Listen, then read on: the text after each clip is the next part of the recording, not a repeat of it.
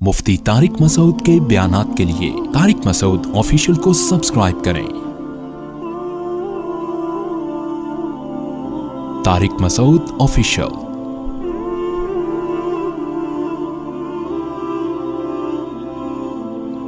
वमा मिन दाब्बतिन इल्ला अलल्लाहि रिज़्क़ुहा। बड़ा मज़ा आता है ये पढ़ने में। ज़मीन पे चलने वाली जितनी मखलूक हैं, चाहे खुश्की में या समंदर में, सब का रिज़्क़ किसके ज़िम्मे है? अल्लाह के ऊपर है, अल्लाह के ज़िम्मे है। वयअलमु मुस्तक़र्रहा व मुस्तौदअहा, सब के ठिकानों को भी वो जानता है। बाज़ लोग कहते हैं कि फिर भूखे भी तो लोग मरते हैं। अगर सबका रिज़्क़ अल्लाह के ज़िम्मे है तो फिर भूखे लोग, कुछ जानवर भी भूखे मर जाते हैं। कुरान मजीद में जहाँ भी इस तरह के कलाम है ना कि अल्लाह रिज़्क़ देता है या अल्लाह के ज़िम्मे है या ये करोगे तो रिज़्क़ मिलेगा, तो वो तमाम बातें अल्लाह की मशीयत के साथ मुताल्लिक़ हैं। मशीयत का मतलब ये है कि जब अल्लाह चाहता है। बाज़ दफ़ा अल्लाह की मसलहत होती है तो वो रिज़्क़ पहुंचा सकता है, मगर किसी मसलहत से पहुंचाता नहीं, आजमाइश में डाल देता है। तो इन आयतों का मतलब ये है कि अल्लाह के निज़ाम में ख़राबी नहीं है या अल्लाह की ज़ात में ख़राबी नहीं है। बाज़ दफ़ा जानबूझकर अल्लाह किसी को आजमाइश में डाल के भूख से मार देता है, क्योंकि ये भी मौत का एक तरीक़ा है। जैसे अल्लाह किसी को एक्सीडेंट में मार देता है, अल्लाह किसी को बुखार से मार देता है, किसी को वबा से मार देता है, तो अल्लाह किसी को भूख से भी मार देता है। इसका मतलब है कि अल्लाह का निज़ाम ख़राब नहीं है, तो ये ऑटोमेटिकली नहीं हो रहा सब कुछ जो कुछ हो रहा है। लेकिन हकीकत ये है कि हम मुशाहिदा करते हैं ऐसी ऐसी जगहों से अल्लाह रिज़्क़ पहुंचाता है कि आपकी सोच होगी और लगता है कि वाकई ये काम किसका है? अल्लाह का। मैं अक्सर एक वाक़या अपना बयान में सुनाता रहा हूँ, बहुत पहले, पुराना हो चुका है, पुराने लोगों ने सुना है, नए लोग नहीं सुना, लेकिन मुझे बड़ी इबरत हुई थी उस वाक़े से। मैं गुलशन इकबाल में रहता था तो हमारे सहन में बिल्ली ने बच्चे दे दिए। और आपको पता है, माएँ जब बच्चों को फीड कराती हैं ना तो बहुत ज़्यादा उनकी एनर्जी सर्व होती है, उनको भूख बहुत लगती है, उनको पहले से डबल खुराक चाहिए होती है। तो अब माएँ जब बच्चों को दूध पिलाती हैं तो उनका दाल पानी रिस्क शौहर ने अपने ज़िम्मे ले लिया होता है कि तुम फीड कराओ, हम कमा के ला रहे हैं। जबकि बिल्लियों के यहाँ ये सिस्टम नहीं है कि बिल्ला जो इन बच्चों का जिम्मेदार है वो बिल्ली का नान नफ़का अपने ज़िम्मे ले ले। बिल्लों के यहाँ ऐसा सेटअप बोलो भाई नहीं, ठीक है ना? तभी तो वो बिल्ले हैं, इंसान ना होते वरना। तो बिल्ली ने बच्चे दिए। अब बिल्ली जब बच्चे देती है तो उसको बहुत हिफाजत करनी पड़ती है अपने बच्चों की। शुरू में तो बहुत ज़्यादा, दाएं बाएं नहीं जा सकती वो। अब वो रिस्क की तलाश में ज़्यादा दूर निकलेगी तो उसको डर होता है मेरे बच्चों को बिल्ला ना खा जाए या कोई और ना पकड़ ले। तो अब उसकी खुराक की ज़रूरत हो गई डबल, और जॉब के लिए उसके पास टाइम हो गया कम। उल्टा काम हो गया ना, दोनों तरफ से टेंशन। लेकिन अब बच्चों को उसने फीड करानी है, खुराक डबल चाहिए, टाइम है नहीं उसके पास खुराक लेने के लिए। तो मैं ये देख रहा था, मैंने कहा यार ये सारा दिन तो इधर पड़ी रहती है बच्चों की हिफाजत में, खाने पीने का टाइम, मैंने कोई पाली भी नहीं थी कि उसका ठेका मैंने लिया। वो हमारा जो गैरेज था ना, गैराज, उसमें उसने दिए हुए थे बच्चे। तो खैर मेरे जहन में आया हम खिला देंगे, लेकिन उस वक्त तक ऐसा कोई सेटअप था नहीं जहन में कि बिल्ली को पाल लो, थोड़ा डाल दो, वो तो फिर कंबल हो जाती है, वो तो आपको पता है ना, बच्चों समेत बैठ जाएगी वहीं ठिया लगा के।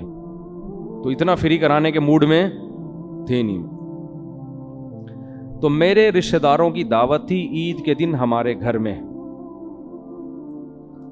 तो सबको हमने घर में बुलाया हुआ था, वालदा को भी और भाई बहनों को भी ना। ईद के दिन मेरे घर में सबने कहा था कि भाई ईद इस दफ़ा सुबह कहाँ गुजारेंगे? ये मौलाना साहब के घर में। तो मैं गोश्त खरीदने चला गया, बकरे का गोश्त में लेकर आया, छीछड़े हटा के, बहुत साफ सुथरा ख़ानदानी किस्म का गोश्त, और वो शॉपर में पैक करा के बाइक पे मैं गली में بائک کھڑی کر کے حسب معمول گوشت وہیں چھوڑ کے بھولے سے ہم گھر میں آ گئے. میرے ساتھ یہ بہت ہوتا رہتا ہے, ٹھیک ہے نا.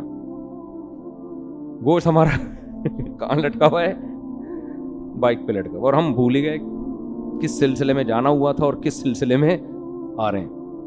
تو گھر والوں نے کہا بھائی آپ کو بھیجا تھا گوشت لینے کے لیے. میں نے کہا او بھائی مجھے ابھی یاد آیا, او ہو میں جیسا ہی گیا ہوں اتنا ٹائم گزر چکا تھا کہ بلی خلال کر رہی تھی دانتوں میں بیٹھ کے. جیسے ہم کھا لیتے ہیں نا تسلی سے, طبیعت سے پھوڑ پھاڑ کے, آخر میں جمائیاں لے رہے ہوتے ہیں اور وہ دانتوں کو نا یوں کر رہے ہوتے ہیں. تو بلی جو ہے نا طبیعت سے وہ گوشت کھا کے پیٹ بھرا ہوا تھا اس کا, اور زبان سے خلال کر رہی تھی. ایسے خلال نہیں کر رہی تھی, یوں کر کے بالکل بھائی اب مزید حاجت نہیں, اب آپ لے جانا چاہیں تو لے جا سکتے ہیں. بہت شکریہ آپ کا, آپ نے ہمیں بکرے کا ایسا تازہ گوشت کھلایا, فل طبیعت سے کھایا اس نے. اور وہ گوشت کی بوٹیاں بکھری ہوئی تھیں پوری سڑک پہ. میں نے کہا ہمارے تو کسی کام کا اب یہ ہے نہیں, تو ہی کھا لے. جیسے ایک آدمی جنگل میں گیا نا قضائے حاجت کے لیے, تو کہیں کھائی میں گیا ہے, دیکھا وہاں شیر بیٹھا ہوا تھا. کہتا ہے اب تو ہی کر لے, ہماری تو ویسے ہی نکل گئی ہے, ہمیں اب کرنے کی ضرورت نہیں, اب تو ہی کر لے. ٹھیک. تو اس وقت مجھے اندازہ ہوا کہ بھائی وما من دابۃ الا علی اللہ رزقها, جتنے زمین میں چوپائے جانور چل رہے ہیں نا, روزی کس کے ذمے ہے؟ اللہ کے ذمے. اللہ اس کو یہی پہنچا رہا ہے کہ تو بچوں کی کیئر کر, ابھی عید آ رہی ہے, مفتی صاحب تیرے لیے بکرے کا گوشت خرید کے تجھے کھلائیں گے. اور یہ ہوتا ہے. تو رزق جو ہے نا چھپڑ پھاڑ کے, دروازے پھاڑ کے آتا ہے. نبی صلی اللہ علیہ وسلم نے فرمایا الا وان نفسا لن تموت حتى تستكمل رزقا, کوئی نفس, کوئی انسان ہرگز اس وقت تک مر نہیں سکتا جب تک اپنے مقدر کی روزی نہ کھا لے. وہ آپ کے جو آخری نوالا جب تک آپ کھاؤ گے نہیں نا, آپ کی موت نہیں آئے گی. اللہ نے ہر دانے پہ کھانے والے کا نام لکھا ہوا ہے, یہ تو کھائے گا. مقدر انسان کو کھینچ کے کہاں لے کے جاتا ہے. ڈاکومنٹریز میں دیکھتا ہوں بہت تو جنگلوں کی, تو اس میں آپ نے دیکھا ہوگا شکار مگرمچھ کر رہا ہے, لے کے کون جا رہا ہے؟ شیر. کبھی شکار شیر کر رہا ہے اور مگرمچھ چھین کے جا رہا ہے. محنت کوئی کر رہا ہے, فائدہ کوئی اور اٹھا رہا ہے. تو جنگلوں میں بھی سب کو رزق مل رہا ہے, وہ اس کو کھا رہا ہے, وہ اس کو کھا رہا ہے, وہ اس کو کھا رہا ہے. تو اللہ نے فرمایا وما من دابۃ فی الارض الا علی اللہ رزقها. اسی آیت کی وجہ سے اور اس جیسی دوسری آیتوں کی وجہ سے علماء منع کرتے ہیں کہ رزق کی تنگی کے خوف سے نسل روکنا جائز نہیں ہے کہ میں بچوں کو کھلاؤں گا کہاں سے. اس کا مطلب یہ بچے آپ کے بچے پہلے ہیں, اللہ کی مخلوق نہیں ہو. بھائی اللہ کی مخلوق پہلے ہیں, آپ کے بچے بعد میں. تو اللہ نے تو اپنی مخلوق پیدا کرنی, ان کو پالنے کے لیے ماں باپ کو پیدا کیا ہے. یہ ایک امانت ہے جو اللہ والدین کے حوالے کرتے ہیں کہ میری مخلوق ہے, تم پالو اس کو اور تمہیں بھی اس سے فائدے پہنچاؤں گا. آپ کہتے ہیں اللہ کی نہیں ہے, یہ تو میرے بچے ہیں, میرے ذمے ہیں, میرے ذمے. کیسے بچہ پیدا ہوتے ہی ماں کی چھاتیوں میں دودھ آ جاتا ہے؟ اتنی بڑی دلیل کہ یہ کس کے ذمے ہے؟ اللہ کے. بے وقوف یہ سمجھتا ہے کہ صرف دودھ آ سکتا ہے اور کچھ نہیں. عقل مند یہ سمجھتا ہے کہ ابھی چونکہ دودھ کی ضرورت ہے اس لیے دودھ مل رہا ہے. تو یہ اس کی علامت ہے کہ جس چیز کی جب ضرورت ہوگی اللہ وہ انتظام کرے گا. سمجھتے ہو؟